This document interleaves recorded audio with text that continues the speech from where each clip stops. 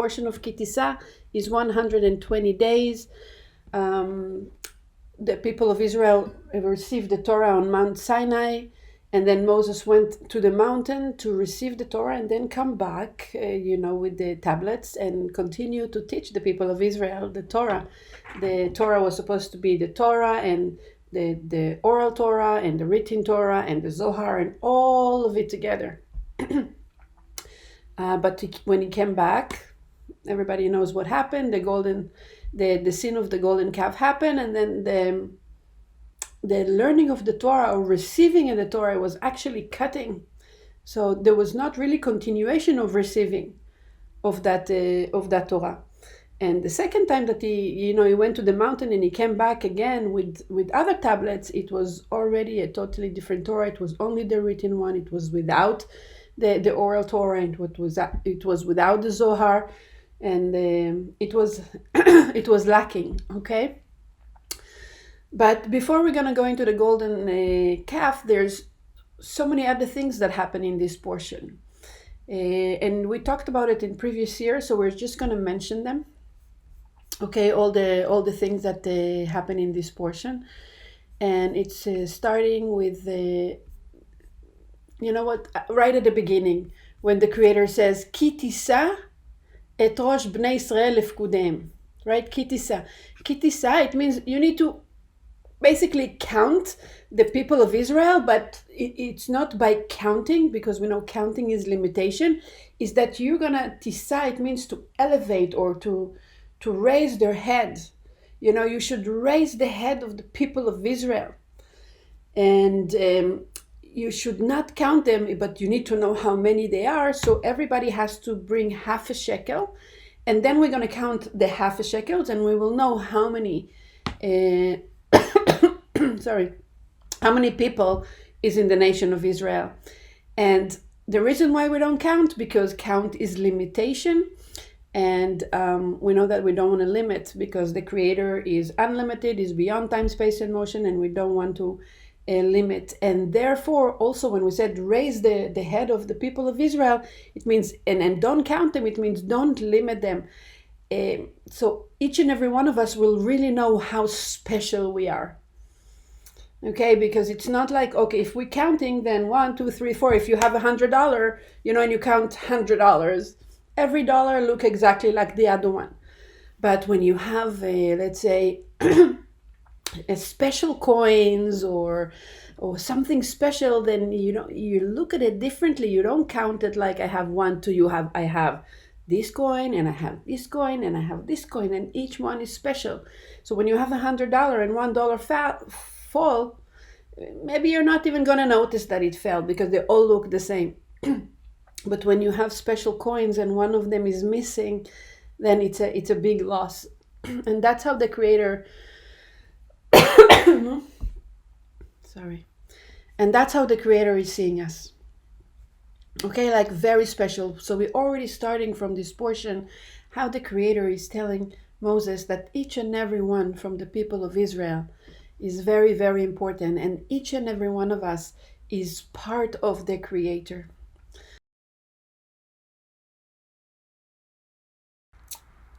When we see a miracle, in that moment we believe, because we cannot not believe. It happened just in front of our eyes. For example, a person that had an accident, and I know a story like that, right? A person had an accident. The person does not follow any spirituality, does not keep any of the Torah commandments, nothing. All right? But had an accident, and the car was total lost. It was a woman. She came out of the car and she says, what a miracle, I don't believe I could have gone. It's like, I don't believe that I came out without a scratch from an accident like that. What a miracle. So her boyfriend, she had a boyfriend, he was more of in the spiritual side, and he told her, what, you had a miracle, why don't we go to the synagogue, and we're going to listen to the Torah this Shabbat just to receive the energy. So you had a miracle. Oh, he told her that after a week. Sorry, after a week. So the accident happened, and after a week he says, "Why don't we go, to listen to the Torah?" And she said, "Torah? Why Torah? No, no, no, no, no. It was not a miracle. It was a coincidence." So immediately, like just a couple of days ago, you had an accident, and this is exactly the things that happen to us in life, because the truth. You see, like for 5 weeks, we are just talking about how to build a tabernacle and everything and all the details. And there is one truth that we need to follow. There is only the Creator rules that we need to follow. Okay, but when we want to commit to it, when we already need to commit to it, then we're telling ourselves stories why we don't want to commit to it, because it's hard to follow the truth. It's very hard to follow the truth. It's very hard to do the restriction. It's very hard to do our tikkun. It's very hard to have human dignity when we are mad. It's very hard. So when it's very hard, we always find excuses why we're not supposed to do it right now. Okay, and that's one of the versions that what happened really to the people of Israel. They ask for the gods. Now, truth, there is only one, but they ask for gods in plural, Elohim, which is in plural means that there are many. And if there is many, there is not only truth anymore. Because lies, there are many. You can always lie. All right? And actually in the Zohar, it's actually talking about astrology. But it says here in the Zohar, in a portion of Ki Tisa, verse 10, פתח האחר ואמר, שפת אמת תיכון לעד, ועד הרגיעה לשון שקר. There is only one truth, okay? There is only language to the truth, one language, and there are many languages to the lie. Come and behold. אם כל בני העולם היו עובדים לשקר, היה כן שהיו מתבטלים.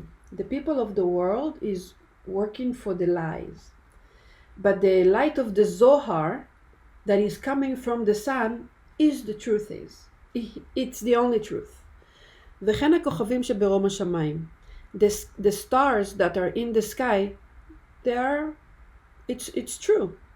ואם בכסילות ובחיסרון דעתם הם אומרים וקוראים אותם אלוהים, אין הקדוש ברוך הוא אמור לכלות את מעשיו. The sky and what we, in the planets in astrology, it's true. But it's not the whole truth. Because if you really think that those planets are God, then you believe the lie. Then you believe the lie. And the Creator are going to keep them there. The planets are going to stay there to the future to come. And the star and the kochavim va'orot and the sun and the moon, they'll stay there forever. But the people who believe that they are God will not going to stay there. אלו שעובדים להם יחלו. So even to understand, when we learn that there's only one truth, and even when we learn astrology, and even when we're talking about the incense, and we're talking about herbs, and we're talking about medicine, and we're talking about everything else, we cannot make that our God. If we went to a doctor, and the doctor was a channel and help us healed, we need to know that that doctor was sent by Creator, by the only truth. When we're doing our astrology chart, it's to help to guide us. That's why many times people ask, what's going to happen? And I'm like, I'm not a psychic. There's no way we can see what will happen. Even in a birth chart, you have free will. You can behave this way or you can behave this way. It's all the planets and the stars and everything that we have in the world is just the guidance that the Creator gave us, so we can have, a clue, but we can never, ever, ever replace it with the one truth of the Creator. In the Holy of Holies, there was the Ark, and on top of the Ark, we talked about it 2 weeks ago, there was the Parochet, and then the Kruvim. The Kruvim it's basically a statue of two angels made of gold, right? So the people of Israel, they were asking themselves, why on in the Holy of Holies, we have statues of gold, right? And here we cannot build our own golden calf. I mean, this is a statue and this is a statue. What's the difference between them?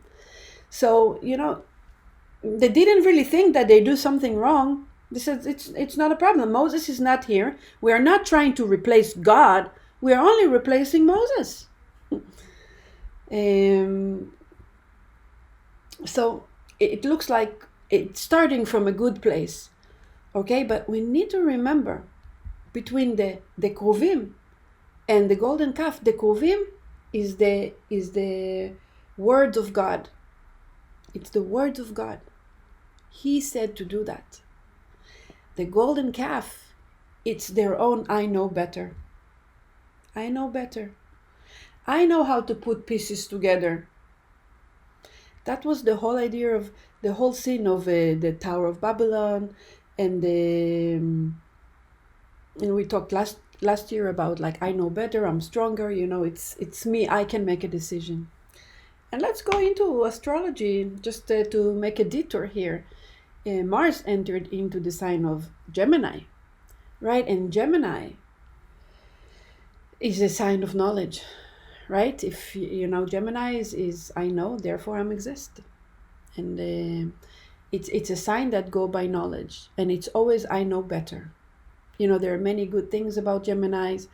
This is when Mars in Gemini, we can go and socialize more, we can meet more friends, we can go out. You see, many things will open up more, and people will go out more, and people will come back to see each other. This is Mars in Gemini. It's going to allow people to come together again.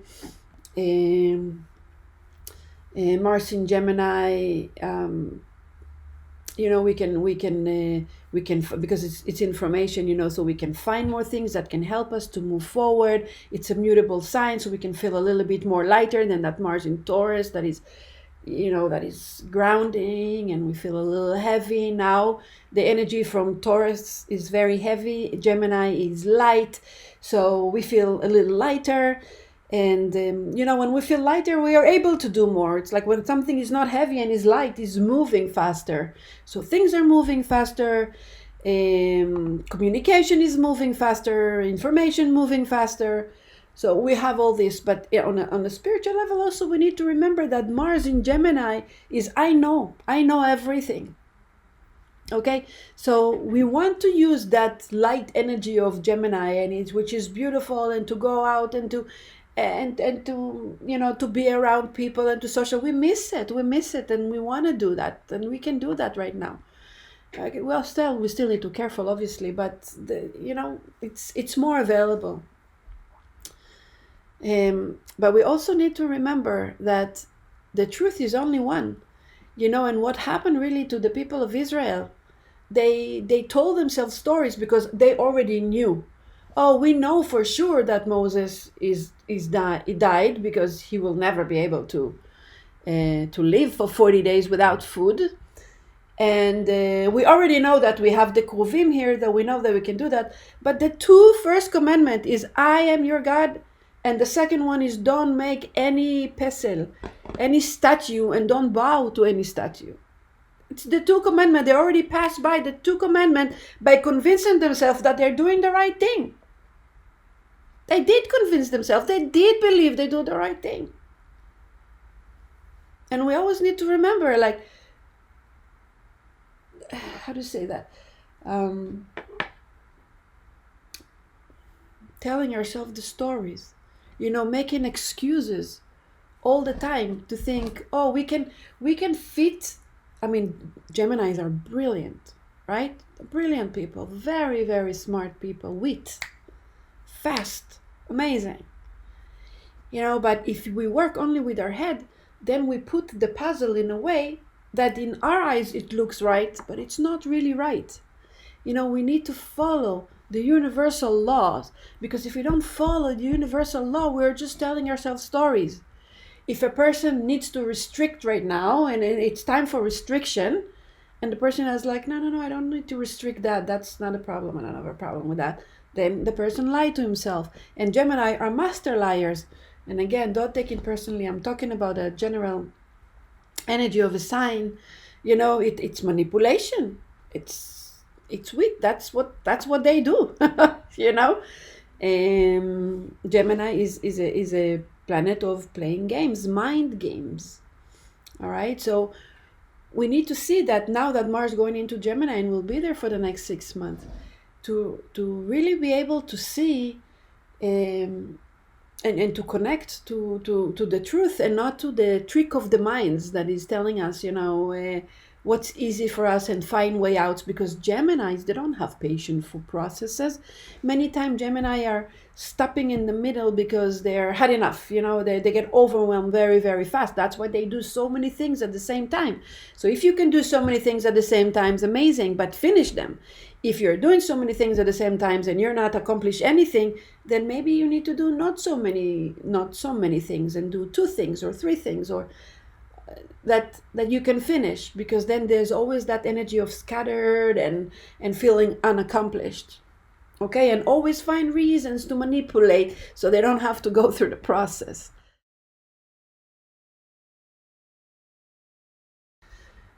So it started good. It started from a good place. It started from want to continue the work of the Creator.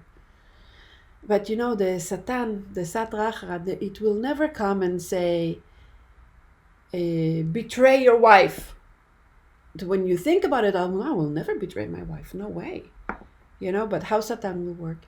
He will say, there is a party somewhere. I'm inviting you to that party. And you already know that in this party, there will be so many, and the party is without spouses, without wives. Right? You already know that you're going alone to a party, that there will be many women, there will be drinking, there will be dancing. So you said, what? I'm doing it for a friend. I'll go to that party. And then you go to the bar and you tell yourself, no, I should not drink. But you know what? One drink, what's the big deal? Just one drink, I'm not going to get, I'm not going to get drunk. I'm in control.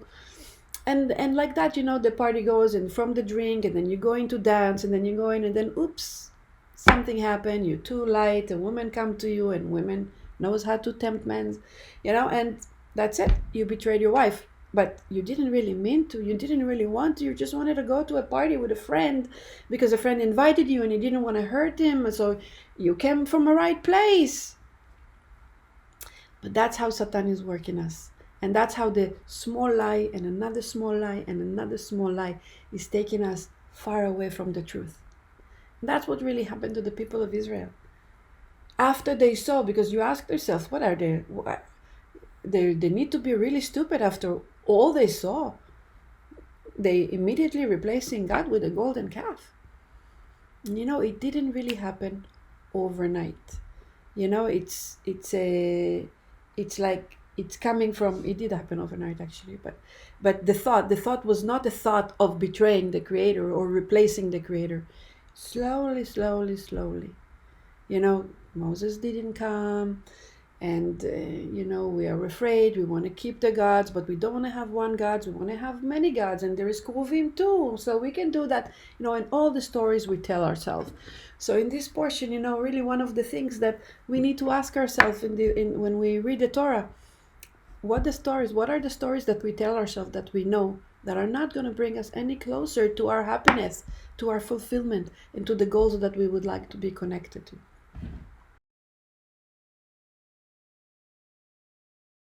So what really happened? Another truth that is a little deeper meaning, more of a deeper meaning of what happened in that golden calf.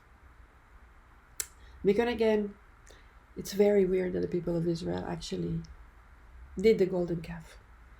But it says that if you remember, we talked in the portion of Mount Sinai, that the Creator forced the Torah on the people of Israel.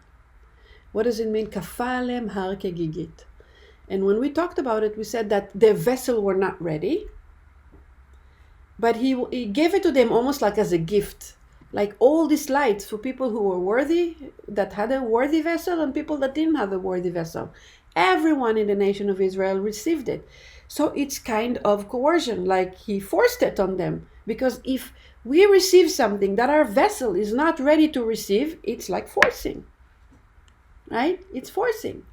So even if it's a good thing, nobody can force on you anything, even if it's good, because your vessel is not ready for it. But what really happened on Mount Sinai, that, some of the Kabbalah is saying that maybe it was not the right time, but there's no maybe not the right time, right? That it was too early for the people of Israel to receive the Torah because their vessel were not ready.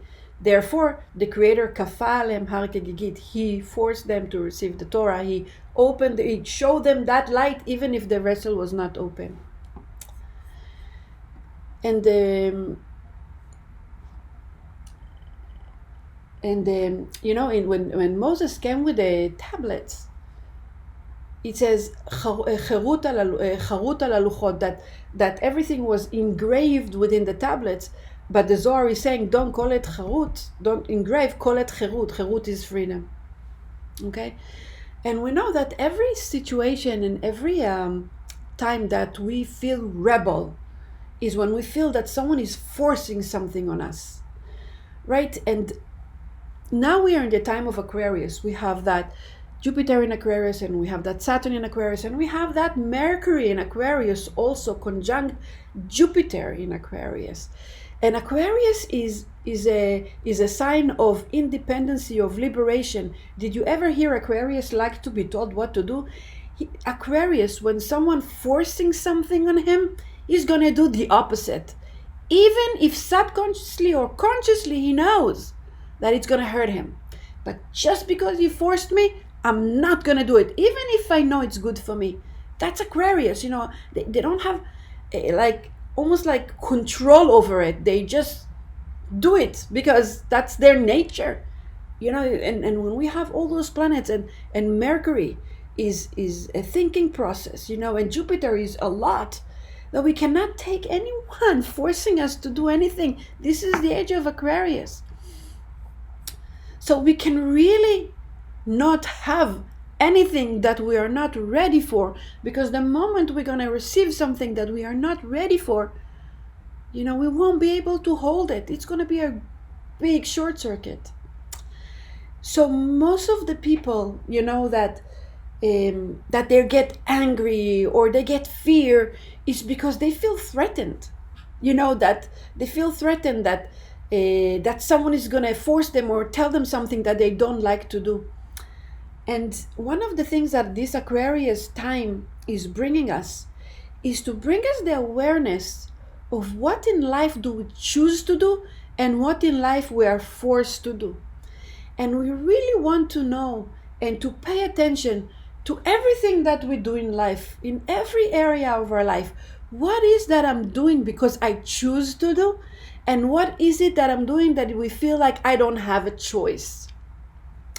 And I promise you that we all find that many things we do because we feel forced to do.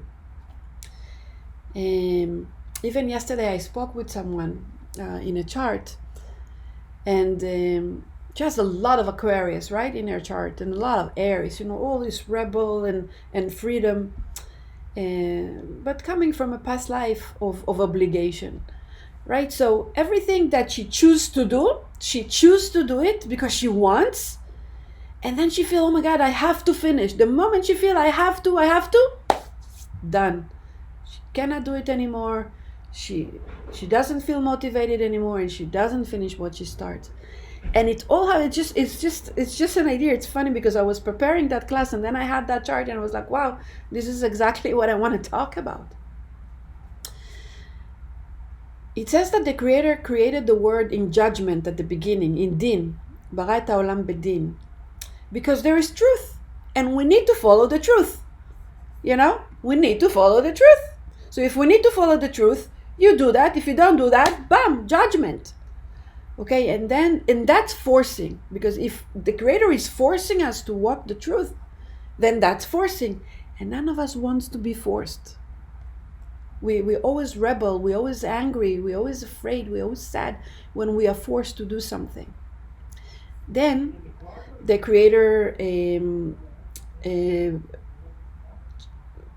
changed the word, וכתוב, עמד ושיתף בו את מידת הרחמים, that the Creator took the energy of mercy and he brought him and he brought it to the world as well, because at the beginning it was only judgment. The thing is that most people think, when most people think that when we bring the element of mercy, it means that we need to feel sorry for someone. But what will happen if we feel sorry for someone? If someone you love needs to do something in order to grow and to move forward, but you're going to feel sorry for him and you're going to do it for him, will that person ever move forward? Never. So what does it mean to feel sorry for the person? And this is exactly the energy, by the way, of Pisces, because it's the sun is in Pisces, Venus is in Pisces, Venus is sextile Uranus, and it's all the matter of like, what is that mercy? If Pisces, why we talked many times that Pisces go through a lot of chaos, because Pisces they interpretate the energy of mercy into feeling sorry for someone. Now, the moment you feel sorry for someone, you take his power away. You cannot feel sorry for someone. You need to see, and with mercy and with empathy and with compassion, you need to help them do what they need to do, not to force them. Compassion, to help them, to hold their hands, but not to do the work for them. Because when you give up to them, when a child, you give up for a child and you don't teach him what they need to teach, because, I don't want my child to work hard, or I feel sorry for him, it's hard for him or for her, you enable him to be nobody. Okay? So when we're talking about bringing the energy of mercy, we are not telling, I'm doing it for you, don't worry, you don't have to do it. Mercy means time. You need to give him time to do that. So you're gonna tell your daughter, for example, you know what, you need to do your homework. Do it during the evening. Don't do it right now. If you want to eat first, if you want to do play first, if you want. But as long as at the end of the evening you do that, that's just a very small example. But give space. If I know that I need to do something, the Creator give us space. So mercy doesn't mean that we don't follow the truth. The mercy means that the Creator give us time to know that there is truth and to follow it. Okay? So in a very deep way, if the people of Israel, they've been forced. There was no really mercy in that moment. The Creator forced them to receive the Torah. He gave them something they were not ready for, that they didn't build a vessel for. That's why we have time to build vessels. And if we want something in life, we need to build a vessel for it, not because the Creator doesn't want to give us, because then the Creator is forcing it on us and only chaos can come out of it. Okay, that's why we have the energy, we need to bring the energy of mercy.